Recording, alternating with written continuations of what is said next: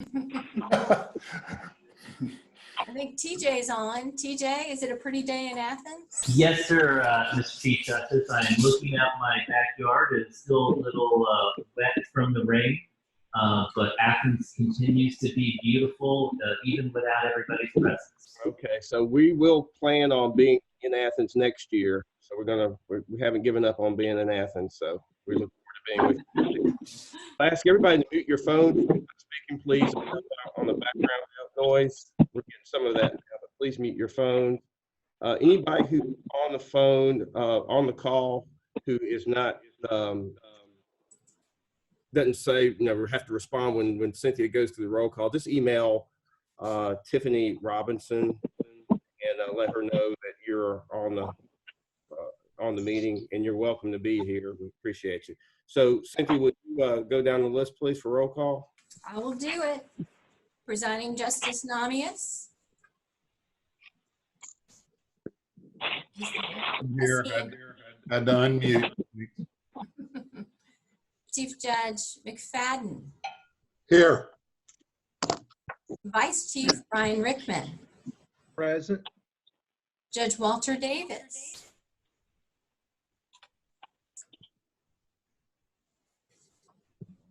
President LaGrua. She may be joining us by phone. She's got court this morning. In and out. She's trying to manage court. President-elect Amaro, I know, is here. Here. Good morning. Good morning. Judge Kite. I know Judge Kite is here. Judge Tunison. Here. I'm sorry, Judge Kite is here. Thank you. Good morning, Judge Kite. Judge Smith, I know, is here. Good morning, Judge I'm Smith. here. I'm here. Judge Jackson. Good morning. Good morning. Chief Judge Brasher. Here. Chief Judge Carter. She was the first one on. I'm here. Hey. Hey. Judge Van Pelt. I am here. Judge Gillis. Here. Judge Bagley. I'm here. Great. Good morning, Chief Judge. Chief Judge Brown. Here. Great. President McClellan. Yes, I'm here. Good morning. Good morning. President-elect Taylor. Good morning. I'm here. Great. President Scales. I see her. Good morning. Good morning. President-elect Jones. Good morning. I'm here. President TJ Hudson. I'm here. Awesome. President-elect Walk. Here. President Barker. Here. Chief Judge Beryl Anderson. I am here. Good morning. Good morning. President Bubba Samuels and his dog. I'm here. We are here. Good morning. President-elect Weaver. Here. And President Daryl Sutton of the State Bar. I'm here, C. Good morning. Chief, the roll is complete. We've got quorum. All right, great. We do have one new member that we need to swear in. We have a new Vice Chief of the Court of Appeals, Judge Brian Rickman, who will be replacing Judge Carl McMillan, who, as you know, has now joined our court. So, Judge Rickman, if you are there, we'll ask that you unmute your call and raise your right hand. We'll administer you the oath. All right. I state your name.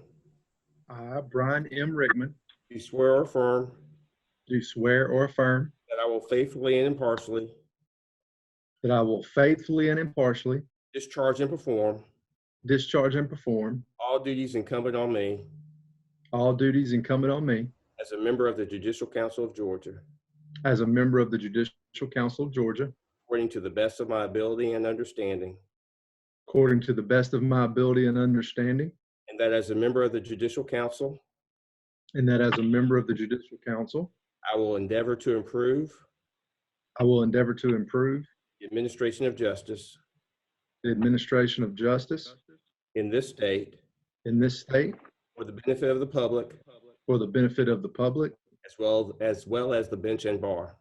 as well as the bench and bar, that I will strive to improve that I will strive to improve the judicial system of this state the judicial system of this state as a whole, as a whole, as well as in its parts, as well as in its parts, and that I will support the Constitution of the United States and that I will support the Constitution of the United States and the Constitution of the State of Georgia.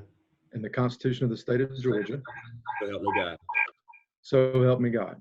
Great. Thank you very much. Thank you, Mr. Chief Justice. Congratulations. We look forward to working with you and glad you're with us. All right. So on the consent agenda, we have a couple of items and then we'll just take a vote as a whole. First on the consent agenda, you'll see that we have the minutes. We also have a budget committee report. The summary of that report is that what has been approved as far as the supplemental budget, we might not be able to think of as approved and final as we might want it to be. There might be some clawing back once the year hits and once operations of the state come back to normal.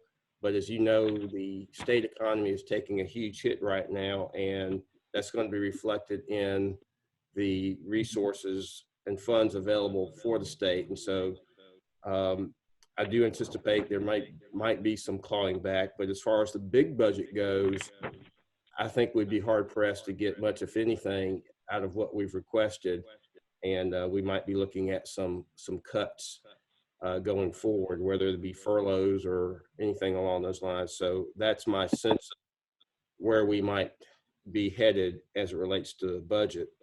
Justice Namis, can you summarize where you think we are as it relates to legislation? Yes. The report indicates a few items that we had adopted that were moving along in the legislative process. It is not at all clear what, if any, legislation beyond the budget and emergency items the General Assembly will get to. The latest reports are that the Speaker wants to reconvene this session on June 11th. The Lieutenant Governor is not yet committed to that.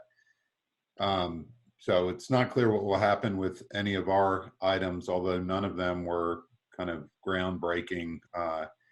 The bigger issue is whether whether we need any legislation to deal with matters that we've realized this emergency has brought to the forefront. We have tried very hard, if we can deal with matters either through amending rules on a Court of Counsel rules on a emergency basis, or even asking the governor to suspend statutory requirements, as the bar has done with some things. I think once the governor's emergency declaration has ended, some of those statutory suspensions may go along with it, depending on how he structures his executive orders.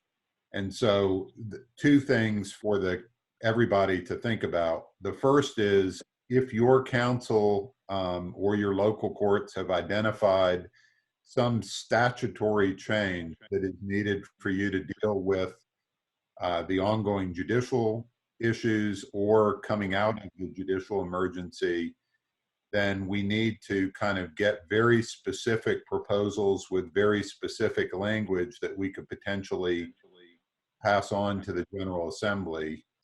My guess is one of the things they will consider when they come back are statutory amendments that may be required to deal with various aspects of the emergency. So we only want to do things that are like truly emergency and essential statutory changes if we identify any. I haven't really heard of any thus far. But if you do have something along those lines, I'd ask you to run it through your council as fast as you can, and then pass it along to Tracy Mason, and we can have kind of an emergency legislative committee meeting to consider it, and either use our authority to act between judicial council meetings, or raise it if we have a judicial council meeting by phone or conference. But all that would have to happen probably no later than the middle to late May if we have any chance of trying to get it on the agenda for the legislature coming back in a big rush with a ton to do. The future issue is whether, having looked at all these matters, we think there should be more kind of thoughtful changes to statutes, including the statute on judicial emergencies, whether we think that would need to be tweaked in any way. And again, I would ask, you all to think about that at the council level and share your thoughts with your council's legislative people to be funneled up to Tracy for the legislative committee. That's on a little bit more of a relaxed timeline. We would normally consider those matters in July for the next session. And so if you think of things, that are not a huge emergency, but, would be a good change for this pandemic or future pandemics, or just things you've realized, given the way we functioned, it'd be nice to have a staff change a little bit to give more authority to allow different things. Then please start thinking about that and compiling those, and we will probably consider those at our regular legislative committee meeting in July. Unless anybody has any questions. Any questions? Thank you. Appreciate that, Presiding Justice Namias. There is a slight echo, so if anybody is not planning on speaking, if you mute your phones, that will help with that. You also see in the consent agenda the Grants Committee report. That's for your consideration, and you'll see the Strategic Plan Committee report. The only thing I want to tell you about that is there are plans for a subcommittee to deal with future pandemics such as this, essentially to take the lessons learned and help plan for what might come ahead, either a second wave or just whatever type of pandemic might come, whether it be 10 years or 20 years down the road. Hopefully there'll be some time. But Judge Sarah Harris has agreed to chair that. So with that in mind, I'll take a motion that will approve all those committee reports if you so approve. So move. Judge Willie Weaver moves to approve. Is there a second? Second. Judge Brasher. Anybody opposed? Those will all stand approved. Thank you. Let me give you an update on where I think we are on the declared state of emergency for the COVID-19. First of all, I know we're getting a lot of questions, especially in response to what the governor has done to relax certain types of operations. I do not anticipate, I can say firmly, we will not terminate the existing emergency. It will run its full course, which is set to expire May 13. I do anticipate that we would extend for another 30 days, at least for jury trials. One of the questions I have for you is, what are the things like jury trials that we would also need to be very, very careful about for the next 30 days after May 13? I'm getting a lot of questions about jury trials, and there's a real fear that we might open up for jury trials too soon. I'll tell you my view, and I hope that you can share this with anybody who asks you what in the world we will be doing. I view jury trials to be very similar to having school and people sitting in stadiums. And so until we can be pretty wide open as a community to where we're sitting in restaurants, I don't see us having jury trials. Justice Blackwell makes a very good point that compelling people to come to court is a lot different than opening up the amenities in our communities for people to voluntarily enjoy. And so there's an extra level of care that I think we have to have, and I intend to exercise that care. So when we go around for your class of court reports, and I do want to hear from you, what are the things like jury trials that you think we need to be very, very careful about opening up?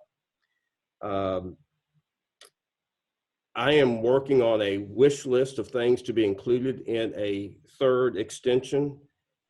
In that is, of course, bans on jury trials. I've gotten some feedback from some of you that asked that we also expressly allow in that order for jurisdictions to oppose even greater restrictions if you've been particularly hit hard or feel like you need to tighten up or remain tighter. I've also had requests that we expressly allow jurisdictions to relax certain restrictions. And so we're working on trying to find that balance. I've been asked to make clear in the order that if you're conducting your proceedings by video conference, that your authority to compel attendance also extends to the authority to compel attendance to video conference hearings. We've been telling you about the questions we've had about terms of court. I've asked Justice Blackwell to present where he is currently thinking we might need to go in terms of terms of court. And I think he's given a lot of thought. He's been consulting with, I know, Judge LaGrua and Judge Brasher and Judge McBurney and maybe some others. But Judge Blackwell, can you share where you think we might need to go in this space? Yes, thank you, Chief, and good morning.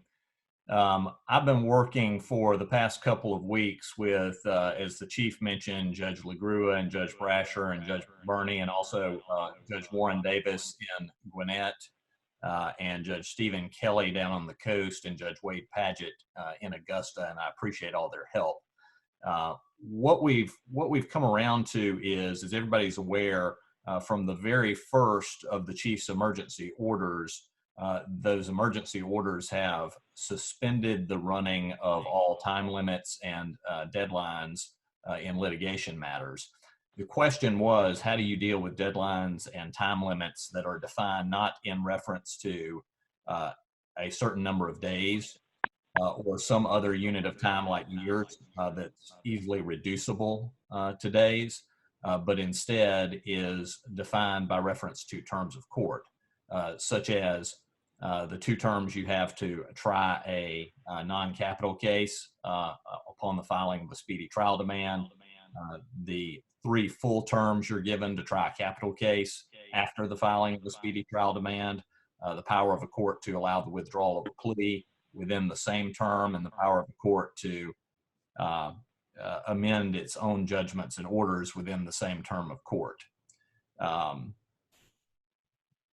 In light of all those things, we looked at what we had done with deadlines calculated in terms of days. We also looked at what legal options we had to kind of retool the statutory terms, and we concluded that the only safe option and probably the best option was to simply construe the orders, the emergency orders, the tolling provisions of those orders as applying in the same way to a term of court as they would to a day. If a day were interrupted by the emergency order, that day would not count towards any deadline that is calculated in terms of days, or for that matter, years or months.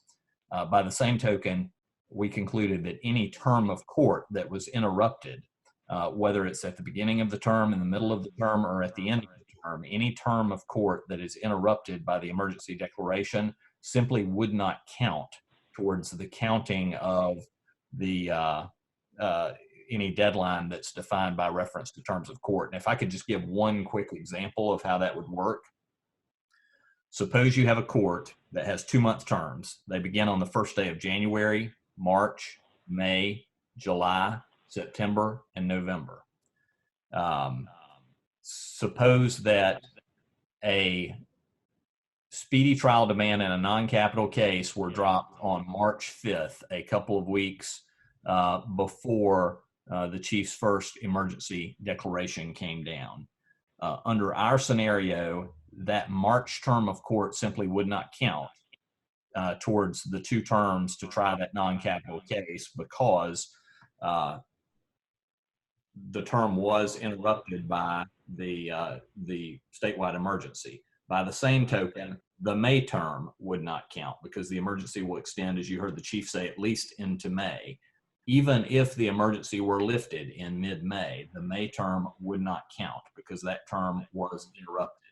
So the first term on kind of the 2-term clock would be the July term, assuming we were back then, and the case would not have to be tried until the end of the September term, assuming that there were jurors available to try the case in the July term and the September term. I think that construction of the emergency orders is fair. It's consistent with what we've done with days.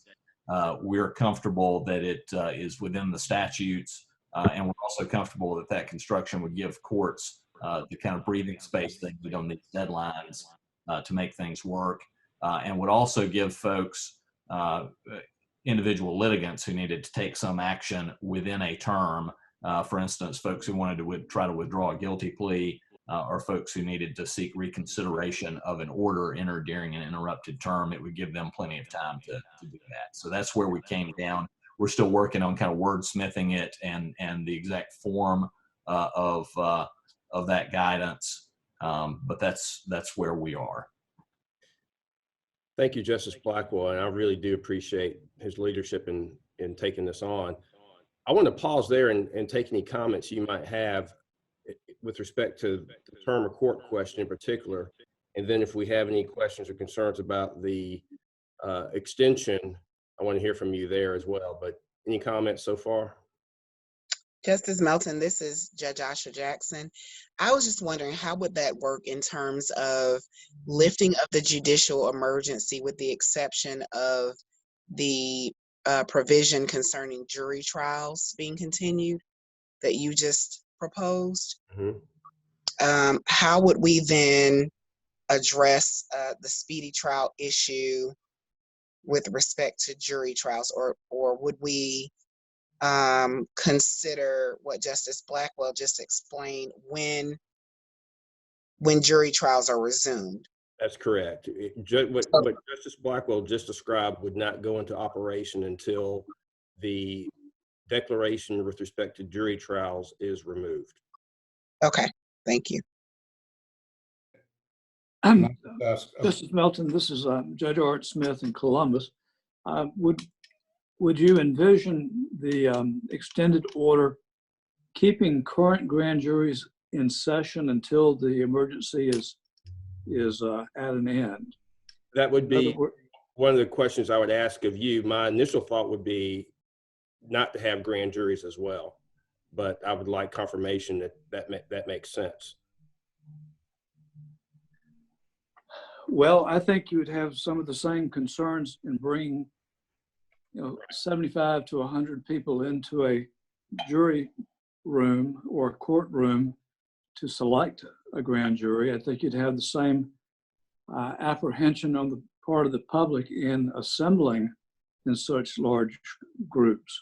I will tell you, of course, once they're impaneled, they can work with as few as 16 members of the grand jury.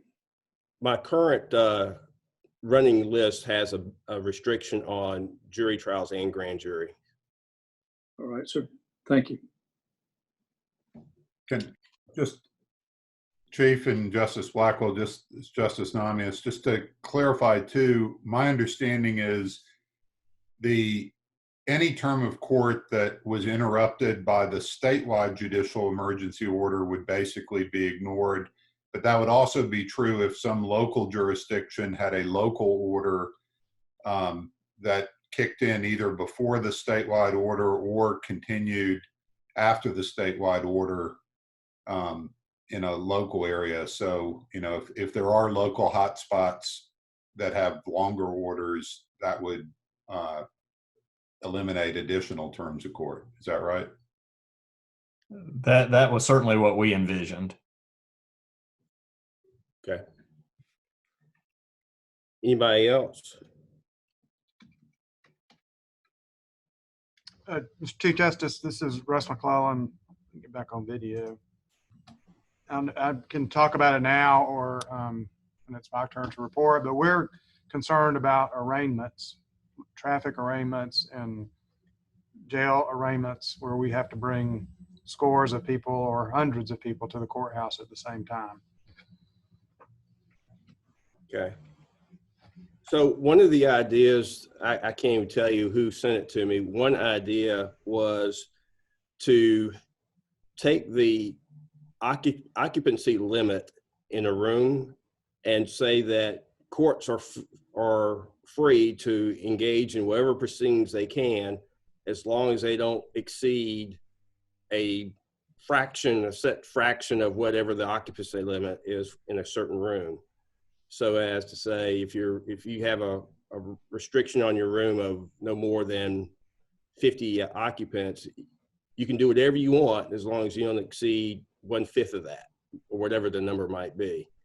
That might be a global approach to deal with some of those kinds of issues. Anybody else have concerns? I'm gonna make a list of state courts are concerned about arraignments. Justice Melton, it's Brian Amaro speaking. Regarding the last comment, is there some reason why in state court they couldn't use waivers of arraignment, like we anticipate doing and are doing in Superior Court currently? We do, Judge Amaro. And a lot of lawyers will waive arraignment, but a lot of our people come to court for the first time without counsel. And they don't know that they can do that or whether they should do that. Okay. Thank you. Chief, this is Chris Brasher. I had one suggestion regarding limitation of for calendar calls, and that was that perhaps the order could say that calendar calls are prohibited if they are of such size that they don't permit attendees to practice social distancing as required or suggested by relevant public health authorities. So, you know, if for instance, the idea changes from 6 feet to something else, you know, whatever that guidance is, or no more than 10 people in a space, you know, whatever that guidance is, that calendar calls of whatever stripe not be permitted if they don't allow folks to adhere to that. Okay, thank you. Along those same lines, Justice Melton, if we maybe could relax Rule 9.2 a little bit further to allow more things like calendar calls and things that are non-adjudicatory to also be conducted remotely. I hope that y'all feel that you can conduct anything remotely that you feel able and willing to do. Don't the rules allow remote arraignments now? They do. But not a calendar call, like a jury calendar call or some other kind of a calendar call that are procedural in nature, not substantive, and not covered currently by Rule 9.2. Chief, can I add one other? I'm sorry, go ahead, Judge Anderson. Justice Melton, I have one concern about temporary protective orders, and I don't want to speak on behalf of the entire magistrate court bench because there are few of us, mostly in metros, that hear those types of cases. What we have is a backlog, or what we will have, of about 300 cases where we have to conduct the 12-month hearings. And I've spoken with some of my colleagues that conduct these hearings, and we're a bit panicked. And quite frankly, I don't think that given the space restrictions that we're going to have, that 30 days is going to be enough for us to climb out of the hole, if you will, that we have found ourselves in over the last 60 days. And so to the extent that there can be some thought about extending that time period, you know, I'm very mindful of the fact that we need to get those hearings conducted as quickly as possible. But gone are the days when we have courtrooms filled with 75 to 100 people for protective order calendar. And so therein lies our challenge. And I'd like to hear what others think about that, or if you'd be willing to consider giving us some time so that we can dig out of that hole. We excited about the fact that we were able to continue to provide services and grant ex parte orders virtually during this process. And so we have a tremendous backlog, and that's something that's keeping me awake at night right now. Are you able to conduct your 12-month hearings by video conference? No, it would be virtually impossible because of all of the evidence. In our process in DeKalb, we utilize advocates and oftentimes interpreters, and logistically it would be a bit of a nightmare. It is not uncommon for petitioners to bring their support systems to court, maybe someone from the advocacy agency or a minister or friends, neighbors for support. And so, so let me ask you to do this then. Can you get with your folks and then come up with some language that you think does the trick and forward it to me? I will be happy to do that with our wonderful Chief Judge, Asha Jackson, who's allowed us to conduct these proceedings as Superior Court judges. So I will do just that. Thank you. Justice Melton? Yes. I just wanted to let you know that in Henry County yesterday, we had 30 TPO 12-month hearings that were conducted remotely by use of WebEx. And so to the extent that somebody wants to reach out to Danielle Roberts, who conducted those hearings for Superior Court, and kind of get some insight on how to use that technology, perhaps to reduce some of the backlog, then I'm sure that she would welcome those phone calls, and I could make her number available. Yeah, please. Maybe if you can get that to Cynthia and she could blast that out. Whatever we can do to keep that backlog from continuing to pile up would be great. Yes, sir. I'll do that. Thank you. Chief Justice, this is Chris Brasher again. I'm sorry. Go ahead. Okay. Just 2 points. One is, I think Judge Anderson said 30 days, but just to be clear, all of the, under our current guidance, everything that's measured, by days or weeks or years. So the 12-month hearing, actually, you'd have at least 60 days because the statewide emergency order is at least 2 months, even if it's not extended. So we have a little bit more time than you may be thinking. The other thing I just wanted to put out is for things like calendar calls, but also jury trials, I think it would be very helpful if people would start thinking about innovative ways to be able to do some. We may not go back to jury assembly rooms packed with 200 people for quite a while, like a couple years.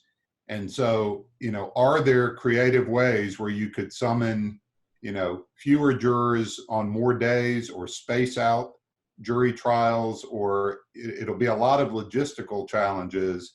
And if you have a jury trial, we're probably not going to be bringing, 40 or 50 or 60 jurors and packing them into a courtroom with people lining the walls at any time soon. And so is there a way to conduct a jury trial, where you keep a smaller number of jurors somewhere, you bring in groups of prospective jurors in smaller numbers. All of that is logistical challenges, but, if people can start thinking about that and giving ideas to each other, because if the idea is when can we go back to jury trials the way we used to do it, that may not be until we have a vaccine, which may well be a year or two away. And we cannot have a judicial system that doesn't have jury trials for 2 years. So we need to start thinking innovatively about how do we do jury trials somehow with public health restrictions. Yes. So as it relates to the non-jury issues that are adjudicative, presently, the rule only permits us to undertake pre- and post-trial matters using video conferencing. So I'm concerned about our ability to adjudicate something like a 12-month protective order without further authorization from the Supreme Court allowing us to do non-jury matters for final adjudication. In addition to that, all custody matters are non-jury. They can be handled remotely if that rule is expanded, as well as other, especially family law matters that typically are civil but don't have to have a jury most of the time. And of course, any other civil matters where folks would waive a jury trial. We can do those remotely if Rule 9.2 were expanded to allow us to do those kind of adjudications. Thank you. That's important. Thank you, Judge Brasher. Judge Samuels, I thought you were going to say something. Yes, sir. Thank you, Mr. Chief Justice. Just following up on Justice Namias's point, obviously at the municipal court level, we share the state court's concerns regarding large arraignments, and we've had some lively discussions amongst ourselves regarding those types of creative solutions. Staggered schedules, caucus rooms for solicitors, screening protocols and whatnot, as well as making reasonable accommodations to folks as they are in. I think it would help our courts that are so diverse if the call for that type of creativity were contained within the judicial order in terms of large gatherings. You discussed a little bit in terms of the room size dictating things. I know even in the governor's executive order last night, it seemed that there was some language with regard to 500 square feet dictating the number of people in a restaurant or what have you. Do you anticipate some guidelines to that extent being in the judicial order? I'm open to suggestions. Again, the one suggestion I thought it was interesting, it was creative, and it seemed to be subject to being implemented was this percentage of occupancy cap. But I'm open to ways of phrasing things. I like Judge Brasher's approach, which said, whatever the guidance is as it changes, if you can't do it, then don't.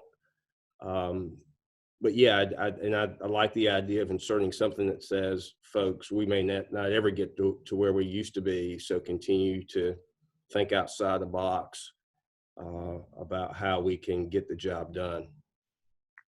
Thank you.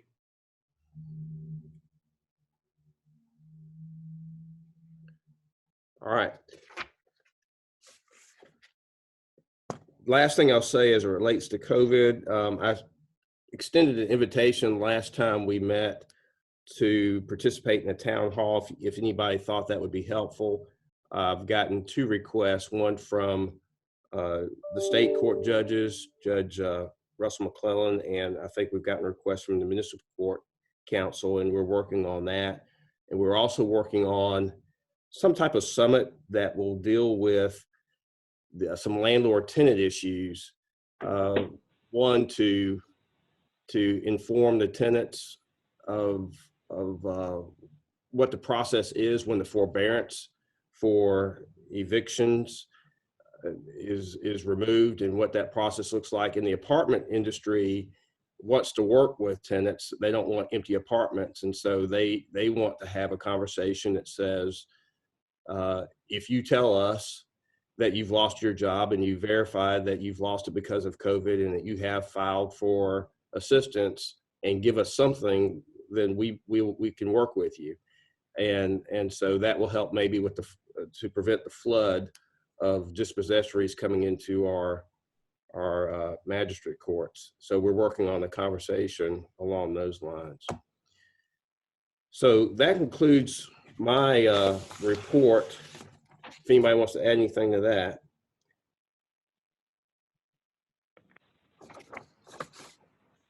I don't know who that is. Who's that on the phone? Somebody speaking up? It's Sean. Oh, hey, Judge LaGrua. I've been able to hear y'all on Zoom. I just couldn't speak, so I switched over to the phone. Okay.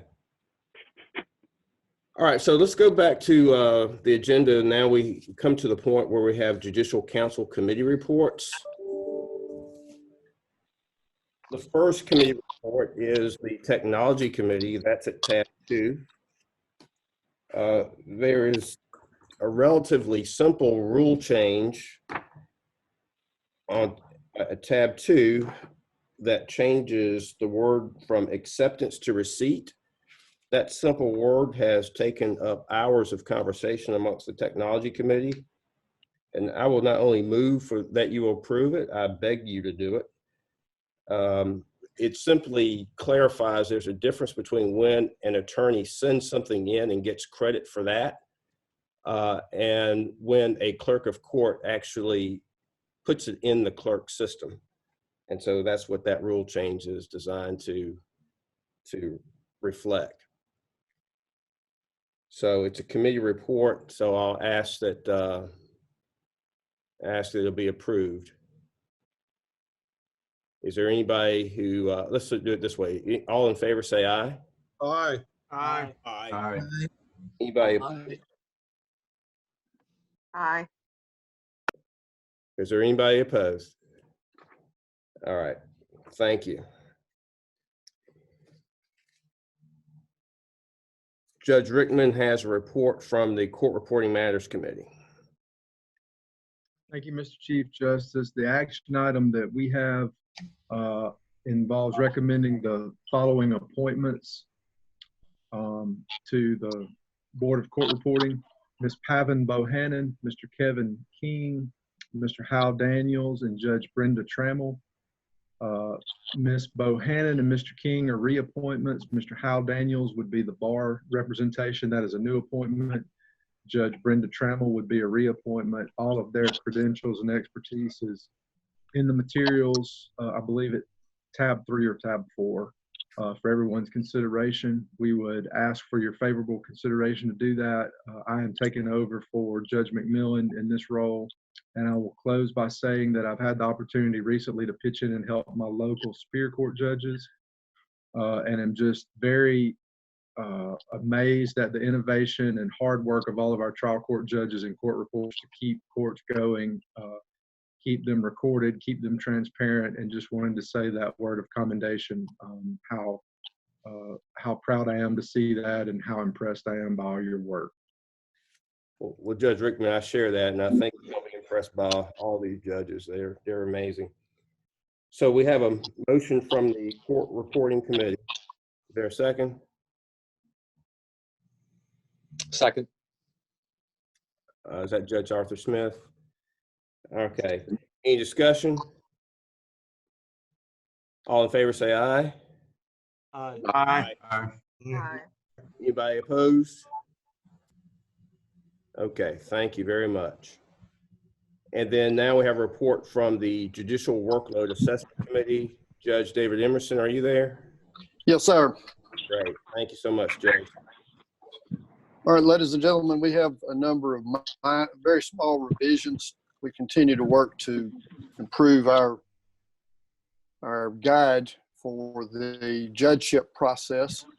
I first started, it is listed at tab 4, page 41 of your materials is the first place that I'll start. There's a change there in the judge year value that a circuit has to achieve to qualify for a new judgeship recommendation. And that value that we have chosen to use and recommend is 1.2. And it's going to be, we're recommending in this policy change that we would round to the nearest 10th. That's the substantive change. Justice Namias has pointed out that if we are rounding, then we should take out the language not less than exactly, which is what was proposed in the change, and just leave it as meets or exceeds. That's in paragraph 2 under section 2.2. So the summary of that is that we will round, if they are 1.96, they would round to 1.2 and they would qualify, the circuit would qualify.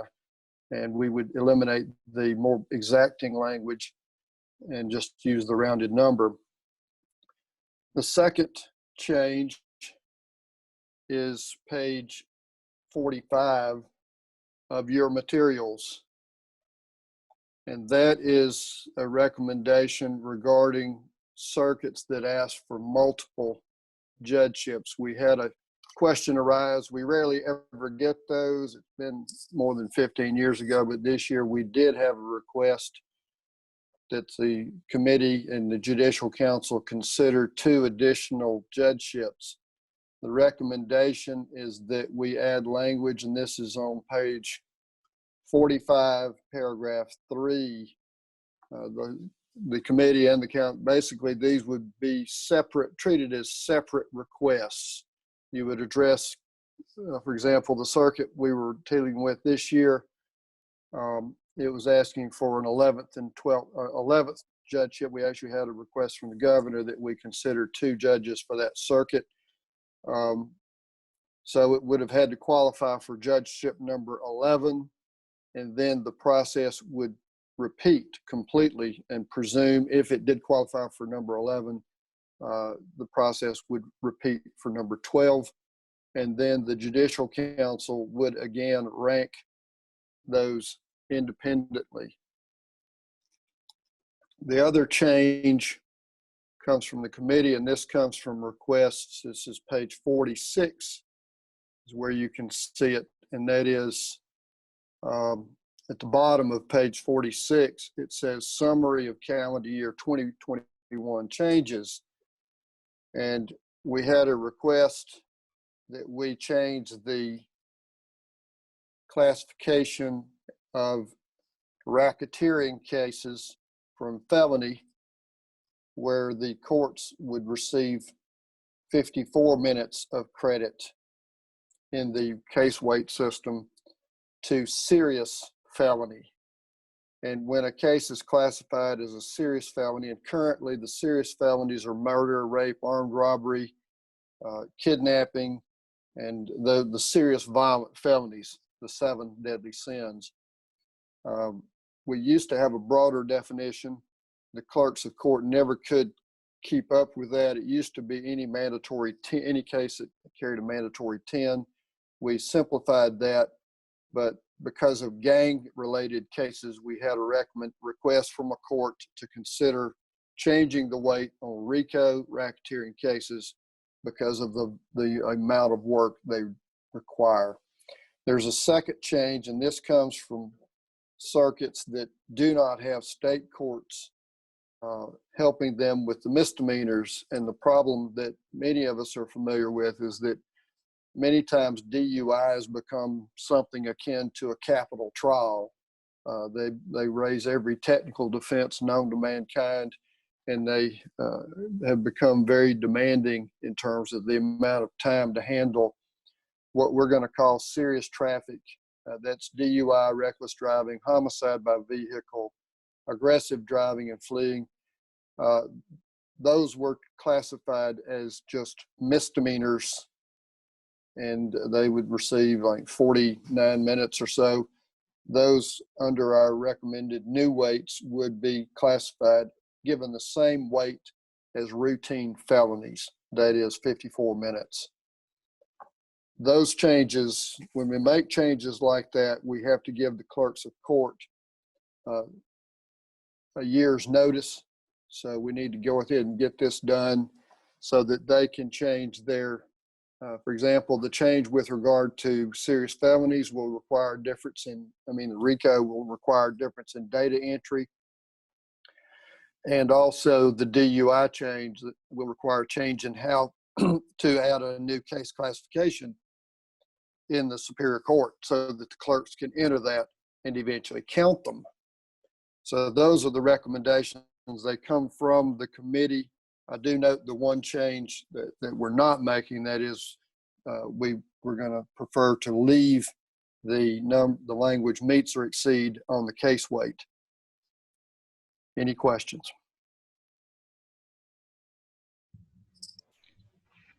That's the committee's recommendation, Chief Justice.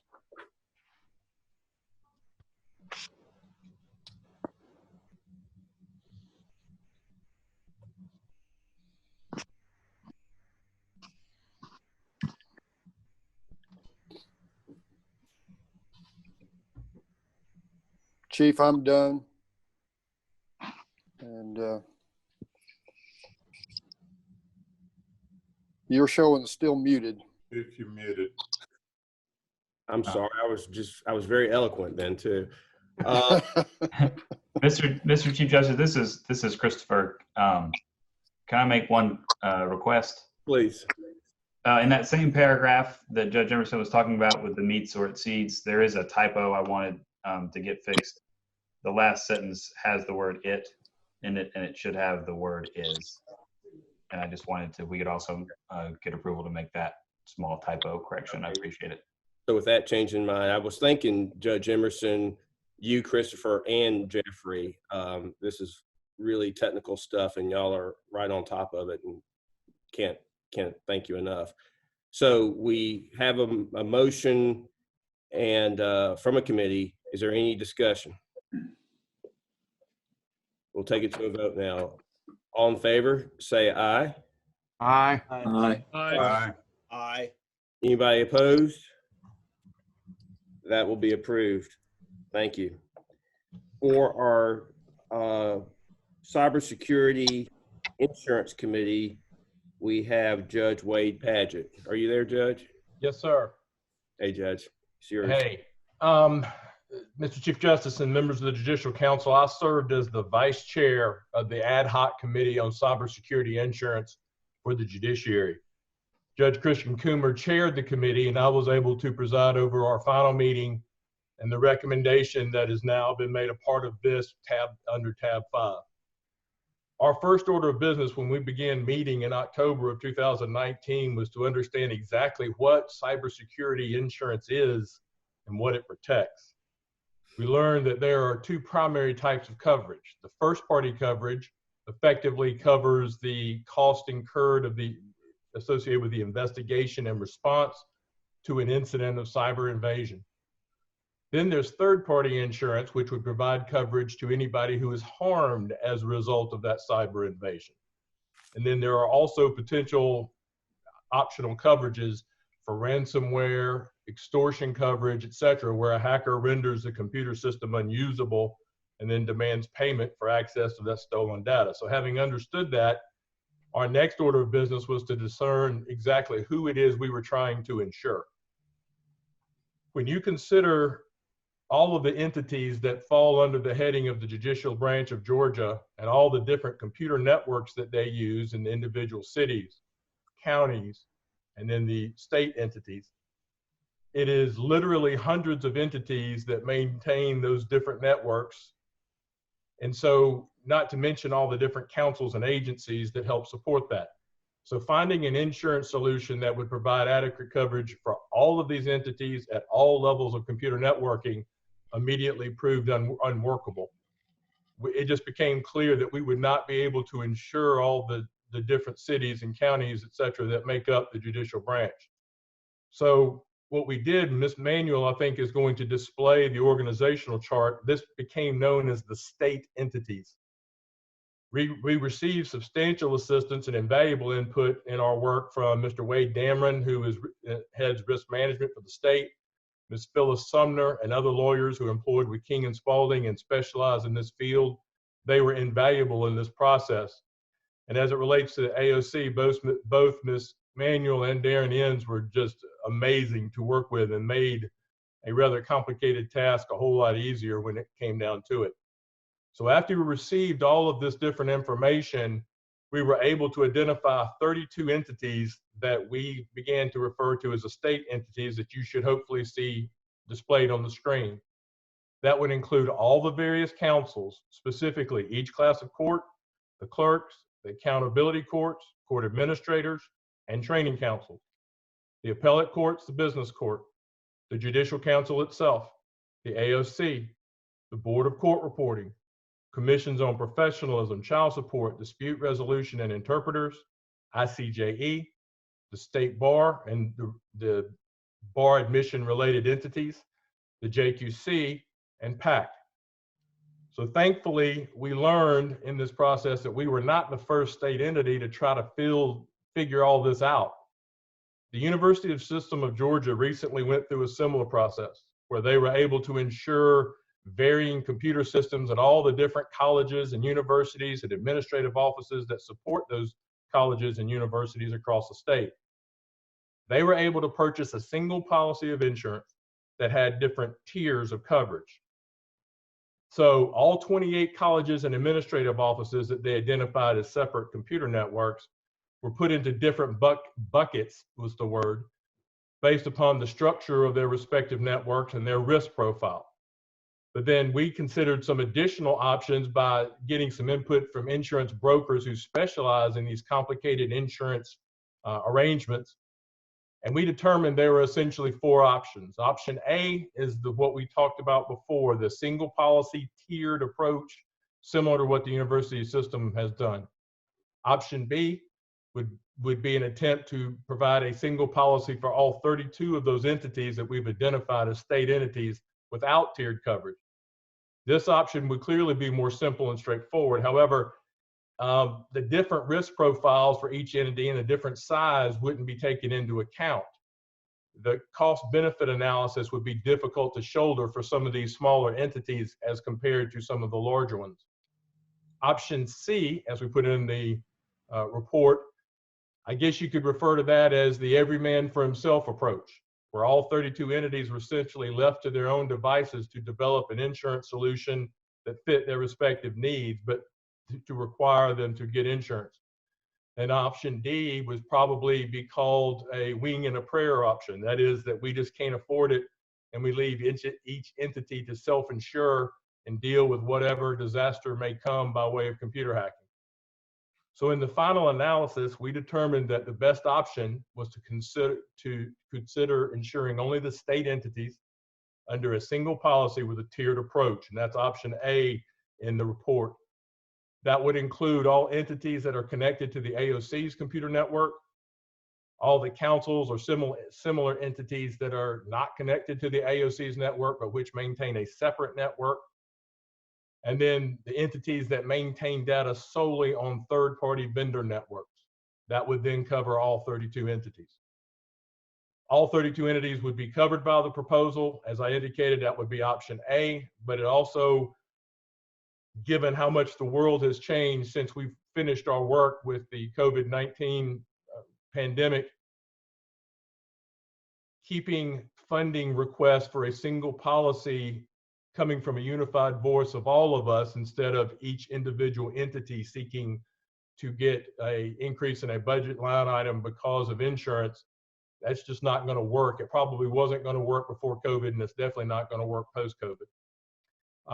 Although not completely within our charge, Chief, we also recognize that as a part of this process, we realize that a lot of our entities don't have what they need, but we need some sort of person or entity designated to ensure that there is oversight, coordination, and policy guidance, and maybe even training to all of these state entities regarding cybersecurity insurance and related safeguards, specifically including drafting, collection, and make sure they're updated any incident response plans or IRPs for each computer network utilized by these 32 entities. We just realized that there were no such things at some of our entities. Everybody understood what we were talking about, but there was not a specific plan in place. So, Mr. Chief Justice and members of the council, I'll request that you accept and approve the recommendation of our committee. And I think that completes the work of this committee, Mr. Chief Justice. Well, Judge Padgett, I know you and Judge Coomer, with y'all's leadership, have done really great work. And I know you didn't do this by yourselves, but I also want to thank you personally for seeing this through to the finish line and taking that on. And thank you for your report. Are you asking for a vote today? Yes, sir. I think this is an action item because I think we are concluded with what we understood our charge to be. Okay. So Do we have a motion to approve this report? So moved. Second. Okay, we'll have Judge Kelly Walk as moving to approve and Chief Judge McFadden as a second. Is there any discussion? All right. All in favor, say aye. Aye. Aye. Anybody opposed? Okay. Y'all, this was a very thoughtful process, and I'm really grateful for this work. What we're going to do from this point on is we will create, this is a a ad hoc committee. One of the ideas was to create a standing committee to do what Judge Padgett just said, which was take this report and move forward towards implementation based on the recommendations set forth. I'm inclined to do that with one modification. Instead of creating a standing committee, I think it's probably wise to create a committee and give it a long shelf life of 2 years, so that we don't have a committee that's out there in perpetuity. We have to figure out how to unwind it or whether to unwind it. I've talked to Justice Bethel, and he has agreed to chair that committee. I have talked with Judge Rickman, and he has agreed to serve as vice chair of that committee. And you might be surprised to find that a lot of the members who are on the old committee will be asked to continue their service. There are also some people we have to thank particularly. You saw that chart from Darren Enns. He has done what people have tried to do for some time, which is figure out how our court system looks. That is the best depiction of what our court system looks like in Georgia. And he's been a great resource. There's Miss Tanisha Manuel and Miss Phyllis Sumner and her folks at King and Spalding we have to thank. And we'll find a way to thank them more particularly as well. But we're grateful for all those folks who have made this possible. All right, I got 11 o'clock. Y'all want to take a break, or you want to keep charging ahead? We're about to the point we're going to hear from our reports, council reports. Let's keep going. All right, I love the all right, Cynthia, we have you on the calendar for our Judicial Council AOC report. Yes, thank you, Chief Justice. And my thanks to all the Judicial Council members and colleagues for being brave and engaged during this pandemic crisis. I direct your attention to my written report under tab 6, and I supplement that report with the following images. Last February, our world was quite different. On February 19th, we celebrated Justice Benham's retirement, and the next day, heard from Justice Sarah Warren during our all AOC staff meeting. On the 26th, as you remember, Chief Justice Melton delivered his second State of the Judiciary. At the Capitol, the Cobb County State Court judges discussed upcoming legislative issues and concerns with House leaders, including Chairman Andy Welch, pictured here. And the Council of Municipal Court Judges hosted a very successful day at the Capitol.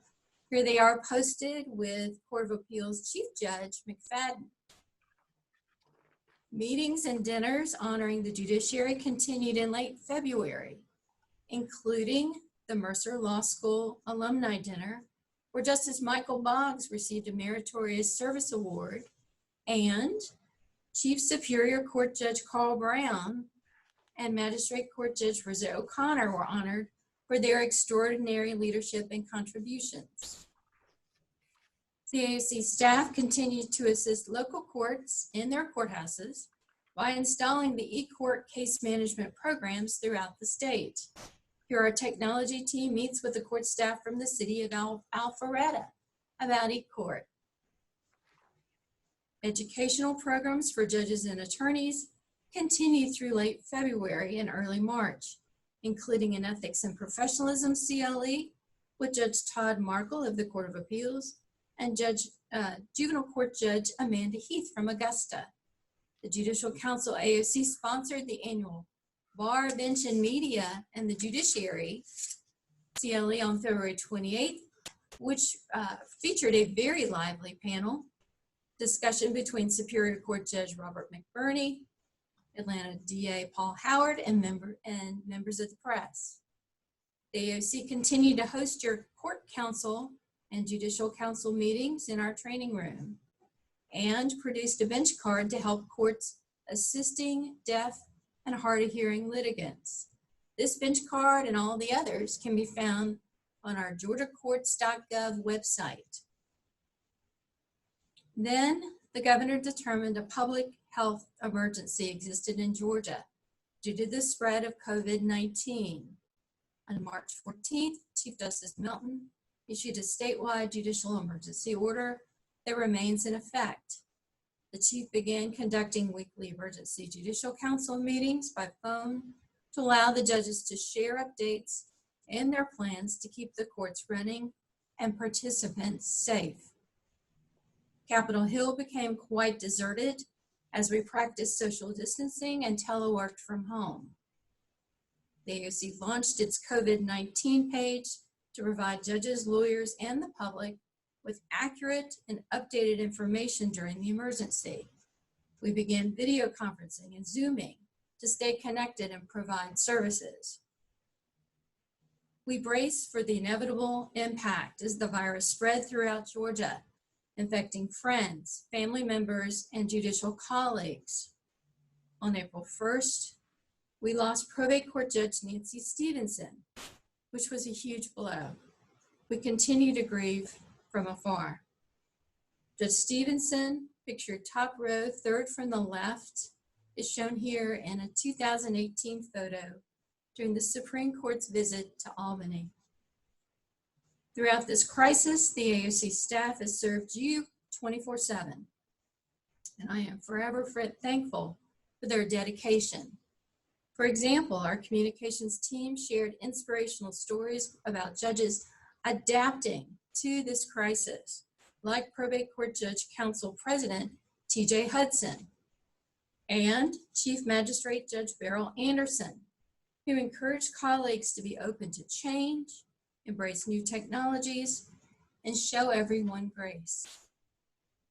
We also continue to highlight your leadership on the Judicial Council through our posted videos. Our most recent videos include Superior Court Judge Van Pelt and Chief Cobb Probate Court Judge Haley Walk.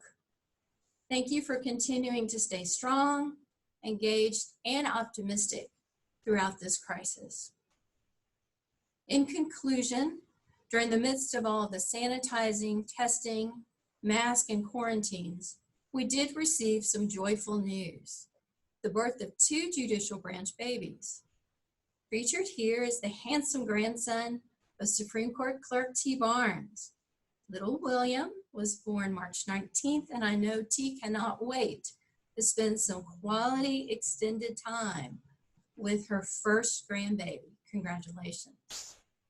And Judge Arthur Smith also welcomed another grandson, Watford Lee Henson. He's sure a strapping young lad. Congratulations. The AOC exists to serve you, the members of the Judicial Council. As we face the new normal together, please let me know what we can do to serve you better. Thank you.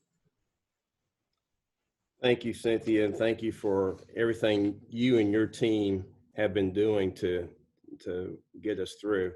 I know we all count on you in various ways, and we're grateful. For the Supreme Court, I just want to point out that we did welcome Justice Carla Wong McMillan to our court. She has jumped right in, and we are thankful to the governor for her appointment. She is the first Asian Pacific American to serve on our state's highest court, and on any Supreme Court in the Southern United States. So that is a landmark. You know everything that's going on with the pandemic. I will point out that our court has been busy. We have had oral arguments this week, every day this week except today. And this is the first time we've done arguments by remote control, and it has gone well. We do notice a variance depending on the the level of broadband in the communities. And then yesterday was a storm day, so we had some uncertainty related to storms. But that has gone extremely well, and our IT staff and our clerk of court have been amazing. And so that concludes my report for the Supreme Court. I do want to thank all the judges on the Judicial Council and the clerks of this court for just really being exemplary in terms of professionalism and courage during this time. Y'all have stepped up to every challenge and burst through the wall, and I couldn't be prouder of our judiciary as a whole. Judge McFadden, Chief Judge McFadden, Court of Appeals report. Thank you, Chief Justice. We too want to congratulate our former colleague, Justice McMillan, and to welcome our new colleagues, Judge Verda Colvin and Judge Trey Pipkin. I also want to congratulate our new Vice Chief Judge, Brian Rickman, who the bank elected by electronic mail shortly after her elevation, and Presiding Judge Reese, who I appointed to succeed her as the presiding judge of Division 5. I'd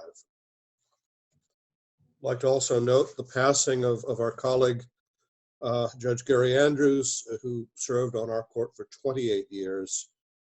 He was, beneath a gruff exterior, a gracious man and a valued colleague. And we're sorry to see him pass.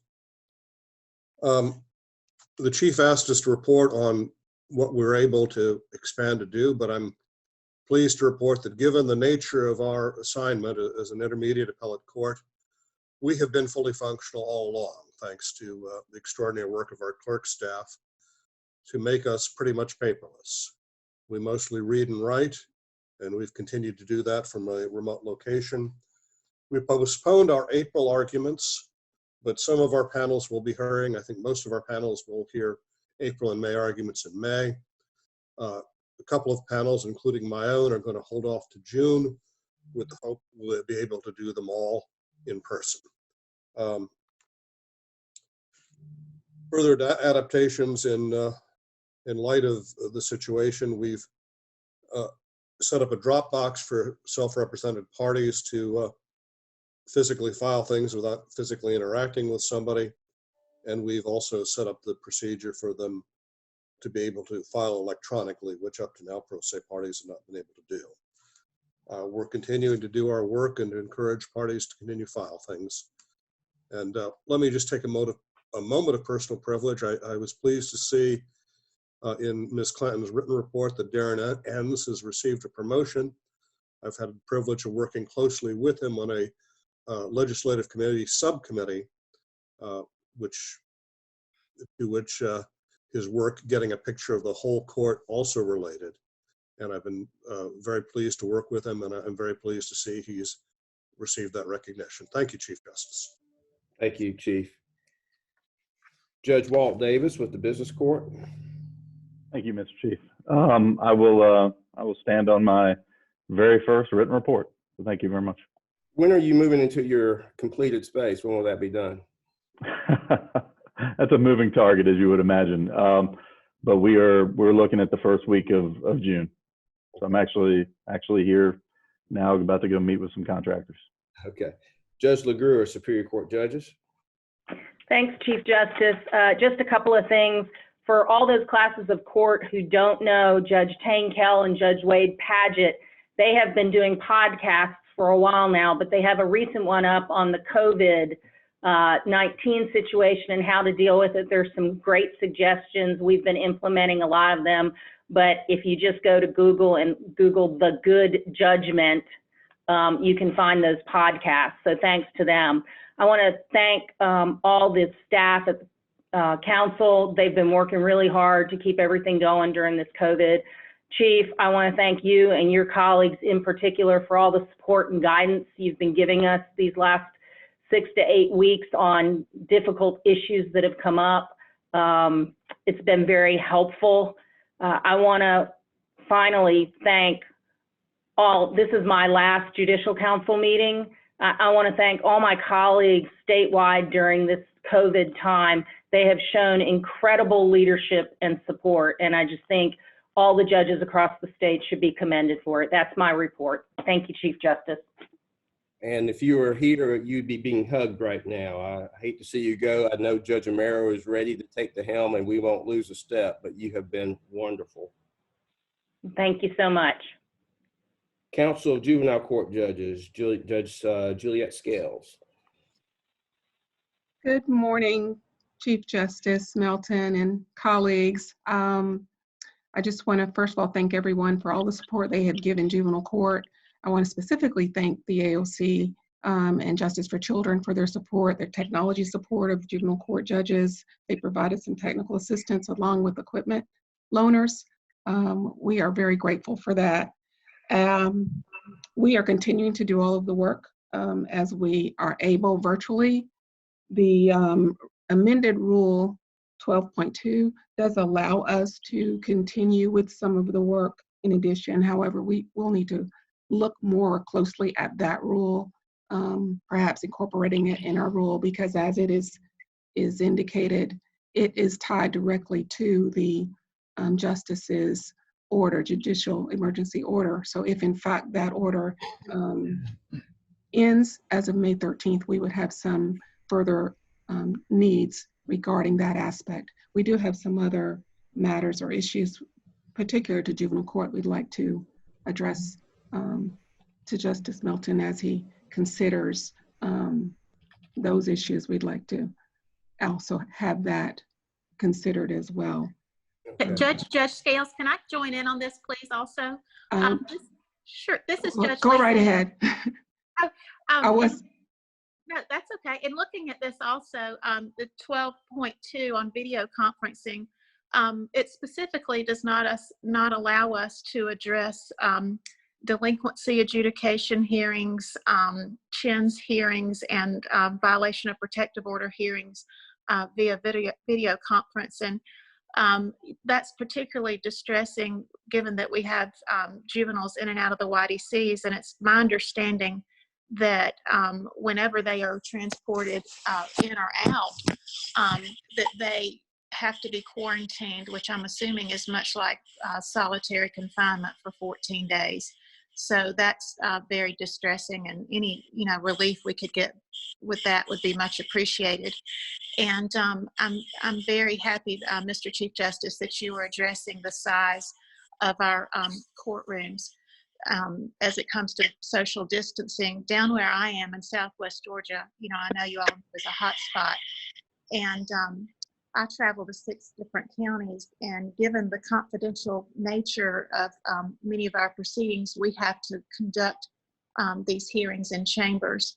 And for those type hearings, and given the small nature of the rooms, it's virtually impossible to social distance.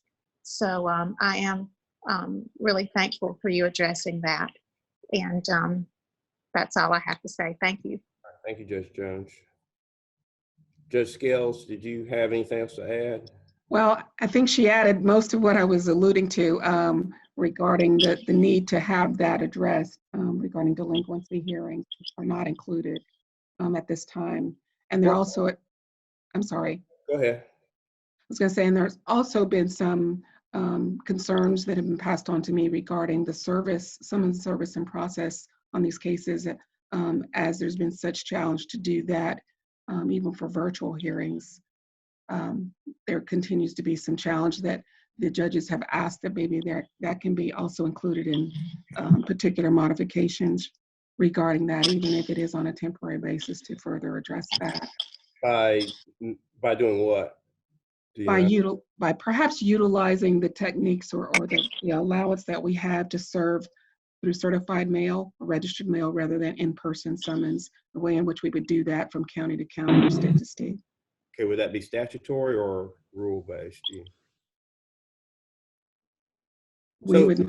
I'm sorry, someone may have a better answer than me. I was thinking that it certainly would be something we would have to include statutorily, because currently that's not allowed, so it'd have to be done through your emergency order, I believed.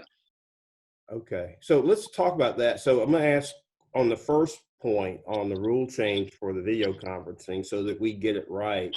if y'all could percolate some language up, and we'll try to see what we need to do to make that rule change as quickly as possible. And then on the service question, we need to confirm where those restrictions are.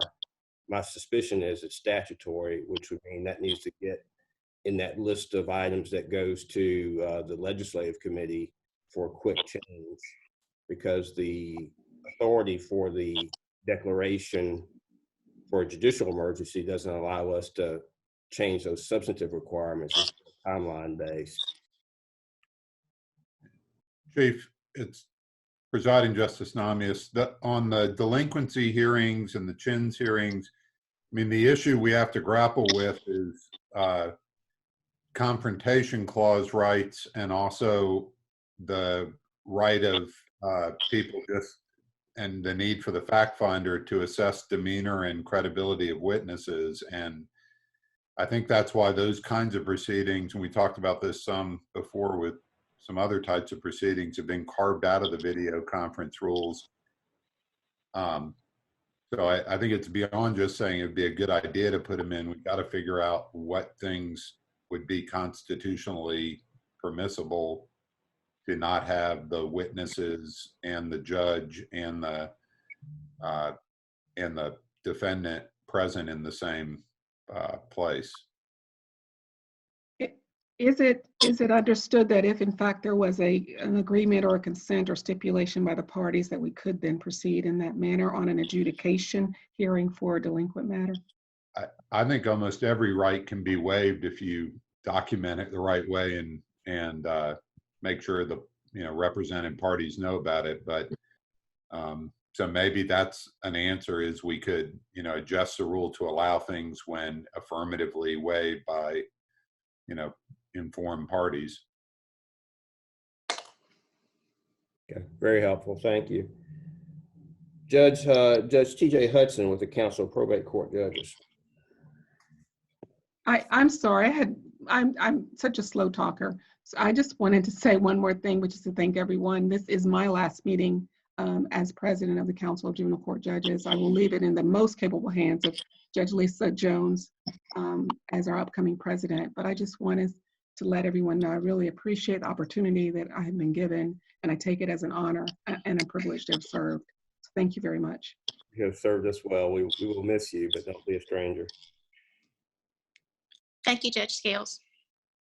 Okay, Judge Hudson. Yes, sir. Thank you, Chief Justice. The only thing I have to report is I would like to ask for prayers for Judge Bruce Wright of Walton County. His stepson died yesterday from complications of diabetes. Other than that, Chief Justice, I stand on the submitted report. All right. I'm sorry to hear that, and thank you for sharing that. And thank you. Judge Barker with the Council of Magistrate Court Judges. Thank you, Chief Justice. In addition to our written report, we just want to let everybody know that we are starting to prepare to gear up. We've sent out some best practices guidelines, hoping that each judge will evaluate that on a county by county basis. I think we're in the same boat as municipal court and state court when it comes to having a large docket, and we have to find that delicate balance between efficiency and safety. That's going to be a struggle, and it's also going to have to factor in not only the number of cases we have to hear, but also the size of the courtroom, accessibility to the courthouse, and all that. Finally, we've also submitted a couple of emergency rules to the Supreme Court for consideration. One of those is to allow video trials under certain limited circumstances with consent. One of those is a CARES Act affidavit for the dispossessories that we're anticipating coming in. And we also requested a temporary suspension of certain statutory hearing deadlines. For instance, by statute, we are obligated to hear a dispossessory within 2 weeks of the filing of the answer. Considering the volume that we're going to be facing and the courtroom size issues we're going to be encountering, having some relief from those kinds of court-mandated hearing deadlines would be beneficial in the short term. And other than that, we'll stand on our report. Thank you. Thank you, Judge. I am hearing from media that this is, the work that you're doing is still a hot topic. There they're focusing on eviction proceedings. One of the questions is about their perceived lack of a statewide ban, and what we've been trying to make clear that is that there is an effective statewide ban on evictions, and what they're complaining about or seeing are people who are actually going around court processes and coming up with their own self-help mechanisms that may or may not be legal, that do not involve the courts. And so a lot of that's going on, but thank y'all for what y'all are doing to keep that process sane. You're welcome. Council Municipal Court Judges, Judge Bubba Samuels. Thank you, Chief Justice. As I've said, we've had some lively discussions amongst our group regarding best practices, preparing to open back up when the time comes. You may have seen the AJC article this morning regarding the plans of some of our courts. Our courts, though, are committed to standing by the emergency order as long as it's in effect, and any extension as you discussed this morning. In the meantime, we're continuing to execute our critical functions. We'll be ready to expand our operations as the health, safety, and welfare of our staff and the public at large will allow. And we're committed to work on some language to suggest to be included in the next order that we discussed earlier. This too is my last Judicial Council meeting. I'm so proud of our judges throughout the state and grateful for the support of the AOC, Director Clanton, especially LaShawn Murphy, lovingly known as my handler. And it's been an honor to serve on this esteemed body with all of you. So thank you. Thank you, Judge Samuelson. Thank you for all the help you've given us and to me in particular. Daryl Sutton, State Bar. Good morning, Chief. We've submitted a written report and we'll stand on that with one exception. I wanted to note that over the past several weeks, the bar has been able to deliver and provide for its members, perhaps unlike it ever before has. And that would not have been possible without the assistance of every level of court in the state, and in particular the justices on the Supreme Court. And I want to express my personal gratitude for everything y'all have done for us and the state's lawyers, both on behalf of myself personally and on behalf of Georgia's more than 50,000 lawyers. Thank you, Daryl. Chief, we need to hear from Judge McClellan on the state court judges, please. You know, I always skip one. You know that, right? I know you do. All right, Judge McClellan, State Court Judges. Yes, good morning. Thank you. We will stand on our written report, a couple of additions. We appreciate the conversation today and look forward to the guidance that will be in the next order as to how we can balance the safety of people coming to court, whether they be litigants or attorneys or employees of the courthouse, with the need to get on with the business of the court and start conducting matters in state court. We are having lively discussions as well among our group as to how we can best use the technology to conduct hearings remotely, and have had a lot of success around the state with conducting hearings either by consent, and certainly people that are in jail, we've been able to work through those cases quite well with the technology that we have. Also want to thank you, Chief Justice, for your leadership during this time, and to also give a big shout out to Bob Bray, who's been unbelievable to us at this time, supporting us and coordinating with us to guide us through this time. And we will look forward to having our annual meeting remotely like this, since we will not be having our conference, and this will be my last meeting as a member of the Judicial Council. And I want to thank everyone for the support, and both from my colleagues and from fellow members of the council, and turn this over to the capable hands of Judge Wes Taylor. Thank you, Judge McClellan. Okay, Ms. Taylor-Jones with the Council of Accountability Court Judges. Hi, good morning. JCJ is going to primarily stand on our written report for this meeting, but would like to add that our courts are still operating, utilizing various forms of technology and in creative ways. That's primarily what I have to report. Thank you, Chief Justice. All right, thank you. And Ms. Tracy Johnson with the Commission on Dispute Resolution. Thank you, Mr. Chief Justice. We did not have a report, so I will be brief. We just have a few things. We do want to welcome, we have 2 new members to our commission. The Honorable Clarence Cuthbert Jr., he's the judge of the Rockdale Probate Court, and Attorney Staten Biding from Augusta.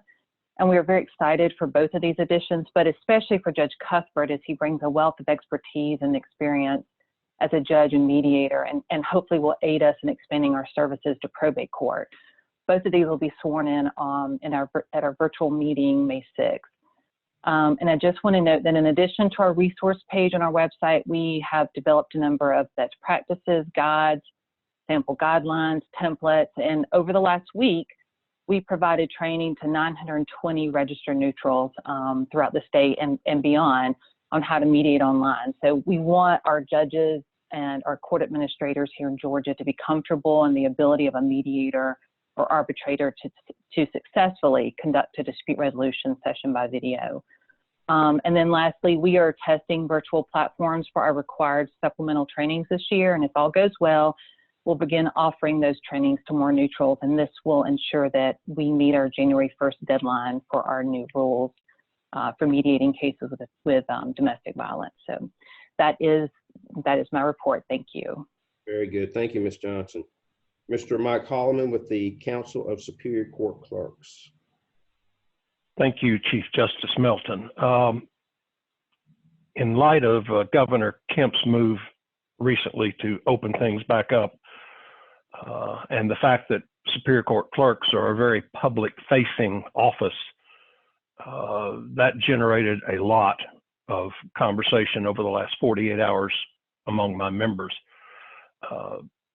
They will be very happy to hear my report of the discussion today, especially as it relates to jury trials. They have inundated me with local circumstances that would make that very difficult to carry out. So I appreciate your comments relative to that. And you know, they also, you know, everybody sees the world through their own prism. They would like as much guidance and definition of things from the courts as possible. But, you know, I've reminded them that our counties are just too different and there are too many variables to apply one standard across the state. But having said that, as much guidance as is practical would be appreciated. And that's all I have to report. Thank you. And I do have your email, and I'm gonna sit down and make sure I go through that and give you as much of that as I can. Thank you. And I do thank you for your leadership and for those suggestions that you provided to us. Ms. Greer with the Commission on Professionalism. Hi, good morning, Chief Justice. We'll stand on our written report. Okay, and we'll see you Tuesday. Yes, Ms. sir. Thank you. Everyone should have received the email invitation with the information. Thank you. Ms. Hines with the Council of Court Administrators. Good morning, Chief Justice. GCCA has continued to keep members informed. We have set up a COVID-19 resource page for court administrators and court managers. That page also links to some of our judicial partners who have additional information that would be helpful to our members in their court. We will begin assessing future training options and arrangements also to ensure the safety of our members. So that is where we are. Thank you. And that is my report. Thank you, Ms. Hines. Mr. Doug Ashworth with the Institute of Continuing Judicial Education. Chief Justice, and may it please the courts, I have nothing to add beyond the written report. Thank you, sir. Thank you, Mr. Ashworth. Chuck Boring, JQC. And thank you, Chief Justice. I have nothing further to report at this time. All right, thank you, Mr. Bourne. Okay, as we wind up, we have identified several members throughout the course of this meeting who will be leaving us. I'll go through the list real quickly. Judge Sean LaGrua, Judge Arthur Smith, Judge Donald Gillis, Judge Jim Tunison, Judge Russ McClellan, Judge Juliet Scales, Judge TJ Hudson, kinda, because he's kind of coming back on in a different capacity. Judge Beryl Anderson, who has served as a designee for so many times. She is kind of one of us, so we put her on the list. Judge Bubba Samuels and Daryl Sutton. Is this your last one too? It is, Chief. Wow. This is an all-star list, folks. That's all I can say. This is an all-star list of servants for our judiciary, and I'm impressed with the idea that there are more people of this caliber still to be found and in the body that will continue to serve with us. But the test of the strength of our judiciary has been demonstrated by these folks, and you will be missed, and you should be thanked greatly for what you have been able to provide to our state. And I'm grateful to each and every one of you. So thank you for your service. And we will be calling on you in other forms down the road. So you're not done with us and we're not done with you, but do want to say thank you. Chief Justice, Judge Barker, Michael Barker is also rolling off, and I know he's going to be involved in a town hall meeting, so you might want to thank him special. Well, we're not going to thank him until we're done with him on that town hall. We're going to make sure that goes well first. Thank you, Judge Barker, as well. And that's all I have to say. Our next meeting is scheduled for August 14th in Columbus. God willing, if the creek don't rise, and we'll see how that goes. Please take note of the other calendar dates, and until we see you again, y'all all stay safe. Right. If there's Thanks, anything, everyone, for the privilege to serve. thank you, Judge. Okay. And our next Chief Justice, quick question before you end. Go ahead, Judge LaGrua. Are we having our weekly Monday Judicial Council meeting? No, our next meeting will be on the 4th of May. Is what we. Okay, just checking. We'll send something out. 4th of May. Oh, there it is on the screen. Next emergency session, May 4th. All right, guys. Thank y'all so much. Y'all be good. Thank you. Be safe, everybody. Be safe. Safe. Thank you. And kind. Thank you, everyone.